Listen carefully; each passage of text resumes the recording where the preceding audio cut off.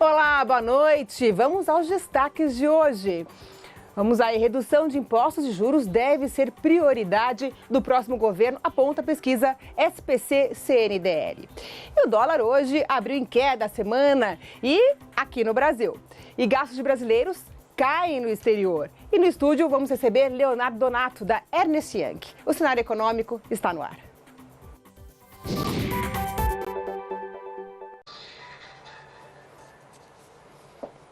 A partir deste último sábado, os boletos vencidos acima de R$ 400 podem ser pagos em qualquer agência bancária, mas deve ficar atento às regras. Quem tem mais informações é a repórter Priscila Kersh, que está no estúdio da TV Brasil, aqui em São Paulo. Boa noite, Priscila.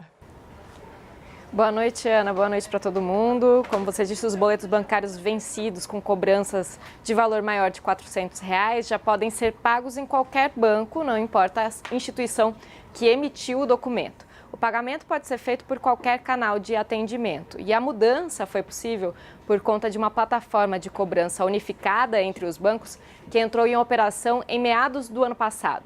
Boletos vencidos de qualquer valor aí menor que R$ 400 devem passar a ser aceitos em todos os bancos até novembro deste ano. Cerca de 4 bilhões de boletos de pagamento são compensados todo ano, de acordo com a Federação Brasileira de Bancos, a Febraban. O volume, segundo a entidade, exige grande capacidade de processamento, por isso a facilidade do trabalho em conjunto entre as instituições bancárias. Ana. Tá aí a Priscila, aqui de São Paulo.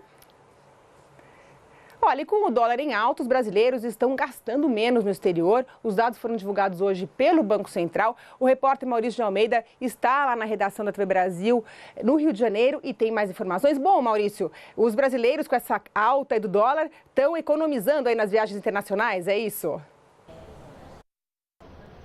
Olá, Ana, boa noite. É isso mesmo, é pé no freio, nada de gastar muito em dólar devido à alta da moeda norte-americana, que subiu bastante.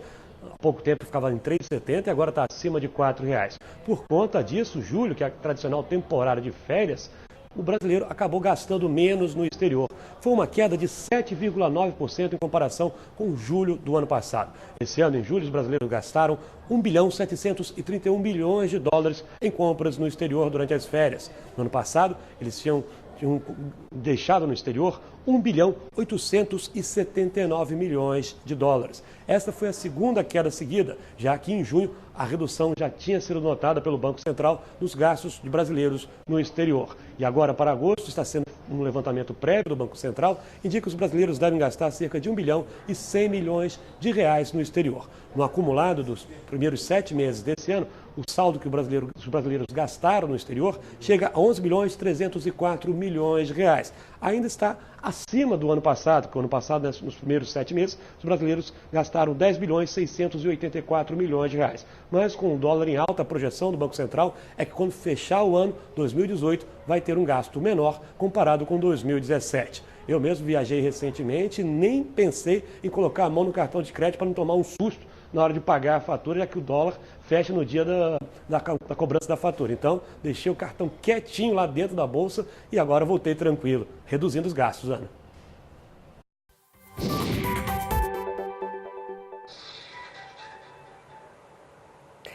E a TV Brasil entrevistou hoje o candidato à presidência, Henrique Meirelles. Ele é o terceiro a ser entrevistado aqui na TV Brasil. E nós separamos aí um trecho para você acompanhar. Dá uma olhada. Nos últimos dias, o dólar tem oscilado bastante e se atribui isso a resultados de pesquisas da campanha eleitoral presidenciável. Para conter o mercado, qual é que é a sua proposta? Como é que nessa questão do dólar? Olha, eu tenho uma experiência de credibilidade internacional. Quando eu assumi o Banco Central em 2003, o dólar tinha se aproximado de 4. Ele caiu rapidamente e chegou a atingir, num certo momento, até uma taxa, ele tinha caído de quase 4 para cerca de 1,60. Chegou a uma taxa mínima de 1,56. Tinha até muita gente reclamando que o dólar estava barato demais, né? Por quê? Foi, de um lado, credibilidade, teve um efeito imediato. Respeitabilidade. Porque hoje, não só eu tenho um histórico de ter sido presidente de uma grande organização global, mas ter sido presidente do Banco Central e ministro da Fazenda, mas com algumas coisas, não só um histórico de crescimento do país, mas um histórico de ser ficha limpa. Eu não tenho nenhum processo. Aliás, eu até de vez em quando brinco que eu vou fundar um movimento dos candidatos sem processo. Pois bem, então tudo isso dá credibilidade. Então, no momento que há credibilidade, já há uma reação imediata de todos, em vez de correr para comprar recursos no exterior, companhias que evitam investir no Brasil, é o contrário. O país começa a crescer, companhias começam a investir no Brasil, brasileiros mantêm seus recursos aqui, companhias brasileiras que hoje investem no exterior passam a investir prioritariamente no Brasil, e eu vejo isso no mundo inteiro. Eu ouço isso quando faço palestras no exterior, as pessoas me dizem, as empresas me dizem, os investidores. Passada a eleição, com a sua a eleição como presidente da República, a sua vitória, quando se assumir, nós vamos investir muito no Brasil, porque tem oportunidade, tem mercado, tem condições, com a política econômica adequada, com um governo que tenha credibilidade, com um presidente que seja competente e honesto, o Brasil tem condições de crescer muito e ter muito investimento. E uma das consequências é que o dólar cai.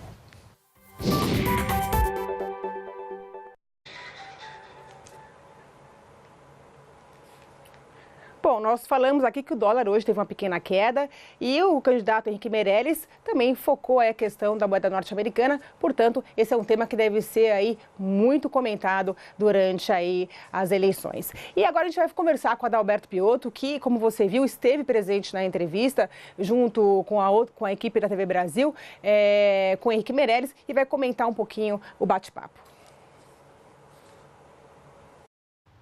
Oi, Ana, boa noite. Seja bem-vinda ao cenário econômico. O ex-ministro, candidato pelo MDB, Henrique Meirelles, fez menção à questão do dólar, porque o dólar reflete uma questão de insegurança.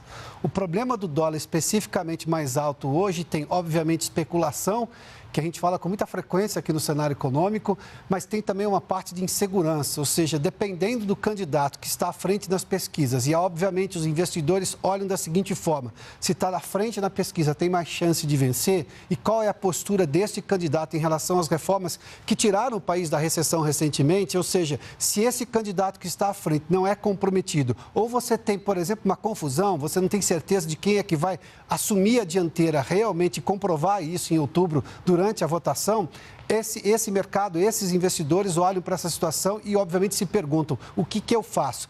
Buscar proteção no dólar é uma prática que existe no mundo inteiro, não é diferente aqui no Brasil. Obviamente que tem um ingrediente especulativo, e esse ingrediente especulativo, no caso brasileiro, vem sobretudo de duas circunstâncias. O Brasil ainda não superou a crise econômica, o governo ainda tem problemas fiscais sérios, ou seja, isso tira muito da solvência fiscal do Estado brasileiro. E, por outro lado, é uma especulação pura, porque normalmente pesquisas eleitorais, neste momento, nós não temos ainda sequer a propaganda de televisão, que em outras eleições tiveram um peso muito importante para dizer que candidato tem chance realmente de vitória em outubro. Essa campanha só vai começar, não começou ainda, e neste momento as pesquisas eleitorais em outras eleições não significaram que lá na frente esse candidato que está na frente agora será o vencedor. Portanto, tem obviamente um ingrediente de especulação também. O ex-ministro Henrique Meirelles, candidato do MDB, fez questão sobre essa questão, fez comentário também sobre a questão da segurança, porque parte dessa insegurança brasileira vem da falta de segurança, e eu estou falando da segurança do dia a dia. Os investimentos, de algum momento, de boa parte dos empresários não acontecem no país porque a insegurança é exatamente a mesma que tira brasileiros hoje, que moram no país, vão buscar a vida lá fora, e de empresas que não querem vir para cá justamente pelo custo alto da falta de segurança no país. Daí, esse tema acaba sendo muito premente hoje nas campanhas e será premente, inclusive, nas discussões que nós estamos fazendo aqui pela TV Brasil, nessa série especial com todos os candidatos à presidência da República. Aliás, falando sobre dólar, hoje saiu o boletim Fox, o dólar reduziu um pouquinho, daqui a pouco você vai mostrar o valor exato aí da cotação, mas hoje no boletim Fox, que é exatamente aquele boletim das expectativas econômicas divulgado toda segunda-feira, segunda-feira, nesse boletim nós temos alguns resultados que chamam atenção. Eu vou chamar uma tela aí para a gente ter um resumo dessa situação. Vamos lá. A inflação há um mês era de 4,11, a previsão para final deste ano, ou seja, essas previsões do Fox são sempre para final agora, de dezembro. 4,11, 4,15 e agora de 4,17, ou seja, a inflação lentamente começa a subir. Mas se a gente olhar para o cenário atual, a gente ainda tem uma inflação muito baixa, ou seja, ainda controlada por esse ponto de vista, levando-se em conta o histórico brasileiro recente. O câmbio, por exemplo, e agora a gente está falando de dólar especificamente, era 3,70 ao mês, mas agora já está em 3,75. Isso tem muito da influência dessa alta que o dólar teve na semana passada. O PIB, esse é um problema muito grande, porque para fazer qualquer grande transformação na segurança, na educação, na saúde, precisa-se de recurso e precisa-se que a economia cresça. Se precisa de PIB robusto. E até há pouco tempo a gente falava de PIB de 3% este ano. Caiu bastante. O Boletim Fox está mostrando aí, olha, 1,5%, baixou para 1,49% uma semana e agora está 1,47%. Em PIB, essa diferença aí, duas casas depois da vírgula, isso faz diferença e faz muita diferença. Ou seja, a gente está vendo um movimento decrescente de previsão do crescimento da economia. E a produção industrial também a gente vê aí que está caindo e caindo bastante, caiu de 2,91% ao mês para 2,61%. O detalhe da produção industrial é que quando a gente fala de produção industrial, a gente fala normalmente de empregos com valor agregado, ou seja, empregos que têm salários mais altos, ou seja, e salários mais altos têm maior consumo. E esse tipo de emprego cai quando cai a produção industrial, a previsão de produção industrial que a gente viu. Tem uma segunda tela, inclusive, que também é do Boletim Fox, que tem uma previsão para o ano que vem, para 2019. Vamos lá só para pegar os principais itens aí. Inflação a 4,12, ainda controlada, para você ter uma ideia, o centro da meta hoje é de 4,5%, o câmbio a 3,70, ou seja, não tem muita diferença da realidade que nós temos hoje. PIB de 2,5%, aqui já tem um otimismo muito grande, ou seja, de uma recuperação da economia com a decisão por parte do eleitorado, quem será o próximo presidente que vai assumir por 4 anos, ou seja, uma previsibilidade que teremos políticas de longo prazo. 2,5% e produção industrial de 3%, ou seja, todas essas previsões aqui para o ano que vem, aqui é para 2019, são mais positivas. Vamos dar uma olhadinha, até porque saiu hoje uma pesquisa do SPC Brasil e da Confederação Nacional dos Dirigentes Lojistas, que os empresários estão otimistas em relação ao ano que vem. E apontam ali quais são os caminhos para se ter esse otimismo confirmado. Vamos lá, 54% esperam um cenário melhor em 2019, ou seja, mais da metade está achando que a economia vai melhorar, o país vai melhorar. Mas 71% esperam melhoras, ou seja, mudanças dentro desse aspecto de melhora, ou seja, só melhora se houver grandes mudanças. Vamos lá. Preparamos algumas telas, você acompanha agora aí. Prioridades para o próximo governo. 52% esperam redução de impostos, 34%. E redução de impostos aqui entenda como uma reforma tributária também. Não é só reduzir, é tornar o novo sistema tributário, digamos, sustentável por longo prazo. 34% esperam queda nos juros, e aqui a gente está falando de dinheiro para emprestar, para poder aplicar na produção. 28% combate à corrupção, esperam um combate maior à corrupção, e 16% redução da burocracia. Tudo isso impacta no crescimento da economia. A corrupção corrói PIB, isso é historicamente comprovado e não acontece só no Brasil, isso é um dado internacional. A queda nos juros favorece a produção e, quando favorece a produção, favorece a obtenção de mais empregos, a geração de mais empregos. Redução de impostos traz um sistema tributário mais justo e hoje ele pune muito quem produz no país, e a redução da burocracia, porque o custo para se abrir uma empresa no país é muito demorado e tudo mais. Há lugares no mundo que se abre uma empresa em 3, 4 horas. No Brasil leva-se 150 dias, para se ter uma ideia, levando-se em conta, dependendo de que cidade, dependendo de que estado. Vamos seguir aqui, porque também foram apontados pelos empresários alguns dos problemas nacionais que eles consideram mais graves para se voltar a ter desenvolvimento no país. Vamos para a segunda tela. 52% apontam a corrupção como um problema, 36% como a saúde pública precária e 33% a educação básica ruim. Ou seja, discute-se muito no país se há necessidade de se fazer grandes mudanças no ensino universitário, se tem que se cobrar ou não pelo ensino público universitário, até porque consome boa parte do recurso, o cobertor é curto e o ensino fundamental, eu estou dizendo justamente até o 2º grau, ou seja, até o ensino médio profissionalizante, esse dinheiro não chega suficiente para as fases iniciais da educação do brasileiro. E aqui a educação básica deficitária é apontada justamente por isso. Mas para ter crescimento econômico, aliás, para ter educação de qualidade, a gente vai ter que ter crescimento econômico. Mas para ter crescimento econômico, a gente também precisa de educação. O grande drama hoje em relação ao país é o que fazer primeiro e como fazer para acontecer. Vamos lá, só para um outro dado aqui, nós temos o otimismo empresarial. Me perdoe, está faltando só um dado. Os problemas nacionais que eu falei da corrupção. A última tela aqui, olha, 93% esperam que se fortaleça a produção nacional, esperam que o governo tenha essa posição. 78% políticas para comércio internacional e apenas 39% menos intervenção estatal na economia. Ou seja, é um cenário de otimismo, sim, que tem os empresários em relação à economia brasileira para o ano que vem.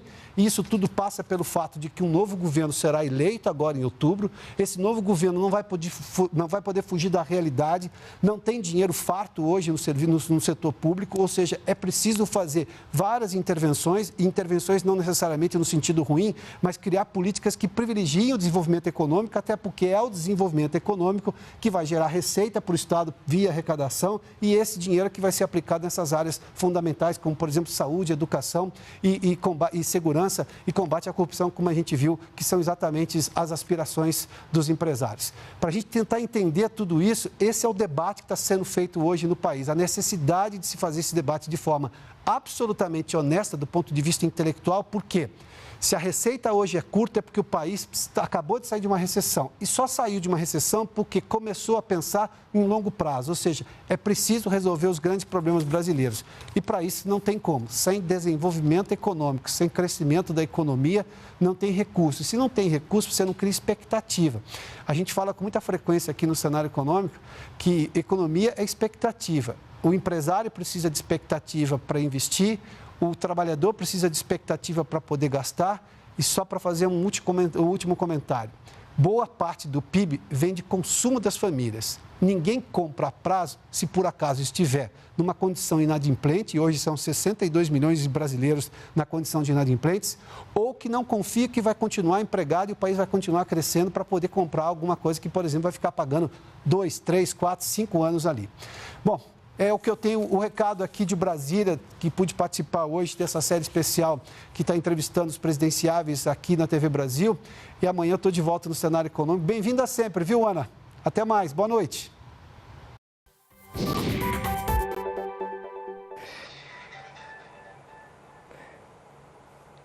Tá aí, Piotr, muito obrigada pelas boas-vindas. Aliás, esqueci de falar boa noite para você, mas fica aí o meu boa noite. Bom, agora a gente vai ver como é que foi o fechamento do mercado financeiro aqui no Brasil. Vamos lá. O dólar fechou aí numa pequena queda, fechou a R$ 4,08. Vamos ver agora como foi o Ibovespa. O Ibovespa fechou em alta de 2,19%, com 77.929,68 pontos. Então, tá aí o fechamento do mercado financeiro aqui no Brasil. Nós vamos agora a um breve intervalo, mas já a gente volta, porque a gente tem uma entrevista aqui com o Leonardo Donato, da Ernst Young. Até já. Bom, a gente está de volta e olha, mesmo com a economia brasileira crescendo pouco e com as incertezas no cenário político, as empresas de médio porte aqui no país estão otimistas em relação ao fechamento de 2018. Eu vou conversar agora com o Leonardo Donato, que ele é líder de mercados emergentes da Ernst Young no Brasil e na América Latina. Inclusive, essa pesquisa foi feita pela Ernst Young. Eu queria que você comentasse sobre esse otimismo dos empresários de médio porte no Brasil. Boa noite a todos. Realmente, a pesquisa foi muito reveladora no sentido de mostrar que mais da metade, 57% das empresas de médio porte no Brasil esperam crescer ainda em 2018, né? E o crescimento, ele não virá da expectativa de crescimento do PIB brasileiro, mas sim da capacidade dessas empresas em atrair novos consumidores e também convergindo com novas indústrias. Um fato muito revelador é que as empresas esperam sim usar a tecnologia para atrair mais consumidores para o seu portfólio de clientes. Então, tem até um dado interessante que mostra que 94% dos participantes da entrevista dizem que vão investir em tecnologia, principalmente em automação robótica nos próximos 5 anos. Isso mostra a preocupação do empresariado brasileiro em relação a todo o mercado internacional, a toda essa inovação que está acontecendo? Tem alguns fatores importantes, né? Eu acho que os empresários estão descobrindo que, além de usar a tecnologia, os robôs, para facilitar e aumentar a eficiência operacional no back-office das suas empresas, né? no que vem de suporte, está sendo visto já que você consegue, com sucesso, conhecer melhor o perfil do seu cliente, do seu consumidor, para fazer com que essa tecnologia seja importante no aumento das vendas, em explorar novas geografias, novos produtos. Então, essa acho que é a grande mudança que a gente tem no cenário dessa pesquisa. Agora, a gente viu aí, né, 57% das empresas esperam crescer entre 6% e 10%, 38% entre 0% e 5% e apenas 3% entre 11% e 25%. Essa expectativa de crescimento pode ter impacto aí no mercado de trabalho, já que a gente está com um contingente muito alto de desempregados no Brasil? As empresas pesquisadas, elas indicam que elas têm a intenção, mesmo com o uso da tecnologia, de manter o seu quadro de pessoas, né? Então, a expectativa é que essas pessoas tenham mais tempo para trabalhar de forma intelectual, gerando valor adicional e em menos tempo em atividades repetitivas, né, aquelas que são para atender a nossa burocracia no ambiente brasileiro. Quando a gente fala em inovação, em automação robótica, a gente pensa logo numa questão de perda de emprego, né? Mas como também é um cenário que é um pouco mais a longo prazo, 5 anos, tem aí um espaço para essa adaptação, né? Você acha que esse investimento em robôs, em inovação, né, em toda essa tecnologia disruptiva que está vindo por aí, pode impactar aí o mercado de trabalho nesse segmento de médias empresas no curto espaço de tempo? O que o trabalhador deve fazer em relação a isso? Eu acho que essa é uma pergunta muito válida, tá? O que a pesquisa nos mostra é que esses empresários não estão com a expectativa de reduzir cargos de trabalho por conta disso, tá? Isso está muito associado ao próprio resultado da pesquisa de crescimento, né? Se os empresários esperam crescer, eles vão precisar não reduzir, mas sim aumentar, né, o seu time para fomentar esse crescimento, para sustentá-lo. Então, eu acho que quando a gente fala num cenário onde o crescimento é esperado, a expectativa é não só de manutenção, mas também de crescer o volume de contratações, mesmo com a aplicação de tecnologia de robôs para suportar esse crescimento. Vamos falar um pouquinho sobre as preocupações desse empresariado, né? 29% apontam o fluxo de caixa insuficiente como uma preocupação e outros 20% a disponibilidade de crédito. Essa questão do crédito no Brasil ainda é um problema para as empresas de médio porte para conseguirem aí alavancar a produção e crescer? Sem dúvida. Eu acho que os desafios de você ter caixa para investimento, eles permanecem. O crédito no Brasil ainda é escasso, em algumas vezes caro. E a gente tem que buscar, de fato, outras formas de financiamento, né? Então, o mercado de capitais tem um papel importante. E aí, como você comentou no início, né, a incerteza do nosso momento no Brasil, ela é crítica para esse tipo de decisão de investimento, né? Então, independente do resultado das eleições, eu acho que o brasileiro ainda acredita que vai crescer sim, mas encontra um desafio importante que é como financiar esse crescimento. Agora, e o impacto do dólar, né? A gente está vendo aí uma crescente do dólar nas últimas semanas, principalmente em relação, devido a essa relação de certeza, né, no cenário eleitoral. Como que esse aumento do dólar impacta essas empresas de médio porte no país? Depende muito do setor que essas empresas atuam, né? Então, vão ter setores que vão ser beneficiados e outros que serão prejudicados, né? O que eu acredito realmente é que o brasileiro hoje, ele já está tocando a sua vida independente do câmbio, tá? Eu acho que, como eu comentei, alguns setores vão sofrer mais, outros menos, mas isso não muda, em termos relevantes, o humor e o apetite do empresário brasileiro em fazer o seu dia a dia, em tocar a sua vida independente de fatores externos. Agora, a gente vendo a pesquisa, né, ela foi feita também em outros países. Como é que o Brasil está nesse contexto? Olha, o Brasil tem uma expectativa de crescimento das empresas de médio porte que é muito boa, mas ela é abaixo de outros países classificados como emergentes, né? Então, quando a gente considera, por exemplo, a África do Sul, né, que é um país também que tem expectativa de crescimento e é classificado como emergente, a África do Sul ela tem uma aposta muito grande em exportações.